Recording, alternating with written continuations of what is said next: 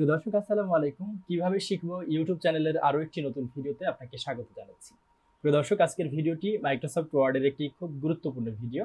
যারা মাইক্রোসফট ওয়ার্ডে কাজ করেন এবং বিভিন্ন সময় স্কুলের প্রশ্ন সম্পর্কিত বা শীট সম্পর্কিত কাজগুলো করে থাকেন, তাদের জন্য আজকের ভিডিওটি অনেক অনেক বেশি গুরুত্বপূর্ণ। আজকের ভিডিওতে আমরা দেখাবো যে মাইক্রোসফট ওয়ার্ডের মধ্যে আমরা যখন টালি চিহ্ন বা টেলি চিহ্নটি ব্যবহার করি সেটা কিভাবে কত সহজে লিখতে পারি। এটা আমরা বিভিন্ন সময় মাইক্রোসফট ওয়ার্ডের যে শেপ রয়েছে সেই শেপ ব্যবহার করে থাকি, কিন্তু এই কাজটা অনেক কঠিন এবং অনেক সময় সাপেক্ষ ব্যাপার। আজকে আমি আপনাদেরকে দেখাবো একটা ফন্ট ব্যবহার করে আপনি জাস্ট কিবোর্ড থেকে নির্দিষ্ট কিছু কি ব্যবহার করেই আপনি আপনার টেলি চিহ্নগুলো ব্যবহার করতে পারেন। তো বন্ধুরা, চলুন তাহলে আর কথা না বাড়িয়ে আমরা সরাসরি মাইক্রোসফট ওয়ার্ডে চলে যাই। দর্শক, আমি মাইক্রোসফট ওয়ার্ডে চলে এসেছি এবং এখানে আমি আপনাদেরকে লাইভ দেখাবো এখন যে কিভাবে আমরা টেলি চিহ্নটি ব্যবহার করি। যদি আপনি মাইক্রোসফট ওয়ার্ডে টেলি চিহ্নের মাধ্যমে এক সংখ্যাটি লিখতে চান, তাহলে আপনি কিবোর্ড থেকে শুধুমাত্র এ বাটনটি প্রেস করলেই টেলি চিহ্নের 1 হয়ে যাবে। যদি 2 লিখতে চান তাহলে আমি এটা মুছে দেই, মুছে দিয়ে যদি আপনি বি লেখেন, বি লেখার সাথে সাথে কিন্তু দুইটা টেলি চিহ্ন এখানে চলে আসবে। এরকম করে আপনি যদি 3 লিখতে চান, সেক্ষেত্রে আপনি যদি সি চাপ দেন তাহলে সি বাটনটি প্রেস করার সাথে সাথে আপনি 3টি টেলি চিহ্ন চলে আসবে। এটা আমি মুছে দিলাম। এরপরে যদি আপনি 4 লিখতে চান, যদি 4 সংখ্যা লিখতে চান টেলি চিহ্নের মাধ্যমে, সেক্ষেত্রে আপনি যদি ডি বাটনটি প্রেস করেন দেখবেন যে সাথে সাথে এই টেলি চিহ্নের যে 4 সংখ্যাটি সেটি চলে আসবে। এবং সবচেয়ে মজার ব্যাপার হচ্ছে আপনি যখন 5 লিখবেন, 5 লিখতে গেলে কি হয়, আমাদের কিন্তু টেলি চিহ্নের 4টা সংখ্যা দিয়ে মাঝখানে একটি ক্রস সাইন চলে আসবে। সেটা যদি আপনি লিখতে চান, সেক্ষেত্রে আপনি যদি কিবোর্ড থেকে শুধুমাত্র ই বাটনটি প্রেস করেন, তাহলে দেখেন বন্ধুরা, ম্যাজিক কতটা সহজে আমরা এইভাবে এই টেলি চিহ্নগুলো লিখতে পারি। তো বন্ধুরা, এটা আসলে আমি আমার কম্পিউটারে কিভাবে চালু করেছি। আর এটাকে মাইক্রোসফট ওয়ার্ডে এইভাবে সহজভাবে লিখতে গেলে আপনাকে কম্পিউটারে একটি ফন্ট ইনস্টল করতে হবে, যে ফন্টের নাম হচ্ছে টেলিমার্ক।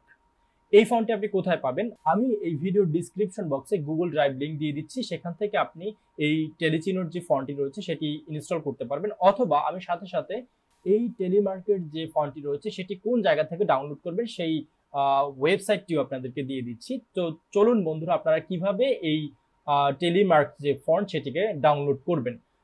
আমরা এই জন্য চলে যেতে পারি আমাদের কম্পিউটারের যে কোনো একটি ব্রাউজারে। আমি এই যে ক্রোম ব্রাউজারটি রয়েছে সেটিকে অন করলাম। ক্রোম ব্রাউজারটি অন করে এখানে আমরা ডা ফন্ট লিখে সার্চ করব। ডা ফন্ট লিখে সার্চ করলে আমাদের সামনে এরকম একটি ওয়েবসাইট চলে আসবে, যেটার ওয়েবসাইট লিঙ্কটি হচ্ছে www.dafont.com। এটার মধ্যে আমরা চলে যাব। আমরা যখন ডা ফন্টে চলে আসব, তখন ডা ফন্টের যে ইন্টারফেস সেটা কিন্তু আমাদের সামনে আসবে, এবং এই ডা ফন্টের মধ্যেই মূলত আমাদের এই ফন্টটি রয়েছে, সেটাকে আমাদেরকে খুঁজে বের করতে হবে। যদি আপনি খুঁজে বের করতে চান, সেক্ষেত্রে আপনাকে চলে যেতে হবে একদম ডান পাশে এই যে সার্চ অপশনটি, এখানে আপনি যদি টেলিমার্ক লিখে সার্চ করেন, এভাবে যদি TALLYMARK এটা লিখে সার্চ করেন, তাহলে কিন্তু আপনার সামনে এই টেলিমার্ক যে ফন্টটি রয়েছে সেটি চলে আসবে। এরপর এটা আপনি এই বাম পাশ থেকে ডাউনলোড অপশন থেকে ডাউনলোড করবেন। ডাউনলোড করার পর আপনার সামনে একটি রার ফাইল বা জিপ ফাইল চলে আসবে, সেটাকে আনজিপ করে আপনি জাস্ট ইনস্টল করবেন। তো বন্ধুরা, এখন বিষয়টি হচ্ছে যে আপনি এই যে টেলিমার্ক গুলো ব্যবহার করবেন, সেটা আসলে যে এ এর মধ্যে 1, বি এর মধ্যে 2, সি এর মধ্যে 3 এরকম যে আছে সেটি আপনি কিভাবে বুঝবেন, এই প্রশ্নটা হয়তো আপনার থাকতে পারে। তো এই প্রশ্নটা যদি আপনার থাকে, সেক্ষেত্রে আপনি যখন এই ফন্টটি ইনস্টল করবেন তখন কিন্তু আপনার সামনে এই শর্টকাটগুলো দেখা যাবে। তো সেটা কিরকম, চলুন আমি দেখিয়ে দিচ্ছি। যেহেতু আমার ফন্টটি অলরেডি ডাউনলোড করা আছে, সুতরাং এটা আমি আর ডাউনলোড দেখাচ্ছি না বা ডাউনলোড করছি না। এরপরে আমি ডাউনলোড করা সেই ফাইলটির মধ্যে চলে যাচ্ছি।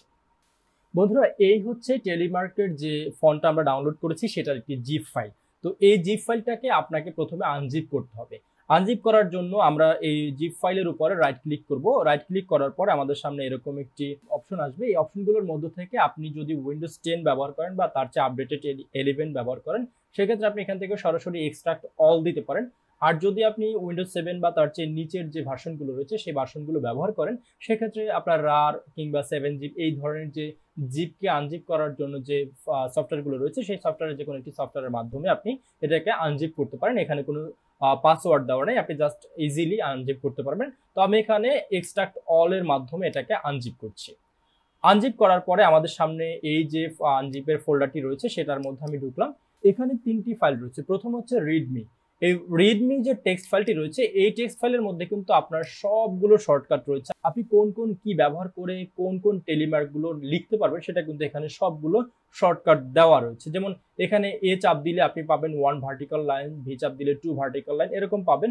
আবার যদি আপনি হরিজন্টাল লাইন অর্থাৎ আর যে লাইনগুলো আছে সেভাবে ব্যবহার করতে চান তাহলে G H I J K L এই যে কিগুলো রয়েছে এই কিগুলো ব্যবহার করে আপনি কিন্তু এই টেলিমার্ক গুলো ইউজ করতে পারবেন।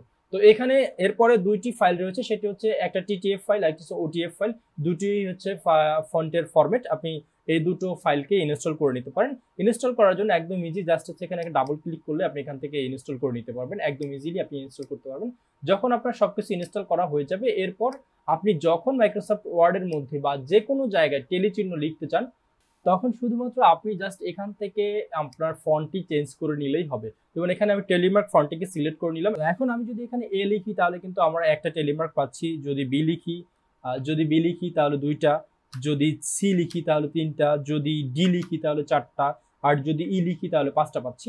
এভাবে আমরা যদি জি লিখি তাহলে আরই একটা টেলিমার্ক পাচ্ছি। তাহলে এরপর যদি এইচ লিখি তাহলে দুইটা, আই লিখলে তিনটা, যে লিখলে চারটা, এবং যদি কে লিখি তাহলে আমরা পাঁচটা টেলিমার্ক এখানে পেয়ে যাচ্ছি। তো আশা করি বন্ধুরা আজকের ভিডিওটির এর চেয়ে কোনো সহজ মাধ্যম আর হতে পারে না এই টেলিমার্ক লেখার জন্য।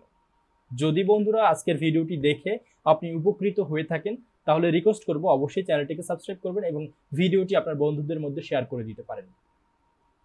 পরবর্তীতে কিভাবে শিখবো চ্যানেলের এরকম সুন্দর সুন্দর ভিডিওগুলো দেখার জন্য অনুরোধ করে এখানে শেষ করব। সেই পর্যন্ত সবাই ভালো থাকুন, সুস্থ থাকুন, আল্লাহ হাফেজ।